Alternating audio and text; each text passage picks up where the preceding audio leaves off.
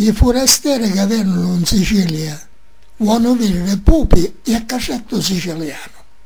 E quando se ne vanno, si portano uno suodo, uno scatoletto unico e appettato.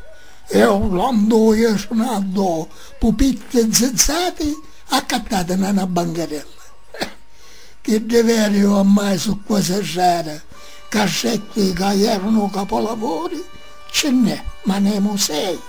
Se ne vedono solo delle grandi spalate, nei casere ricchi, mascellare, badge come quaccio, scioti scoppiti e appotturati e chiavi che parlano sraccamati, susservati e sistemati per fare belle combasse. Che giriamo per strade sino a qualche tempo fa, qualche paese o le campagne, erano cacetti di travaglio, di strapazzo, senza fenatura e forse manco pettate.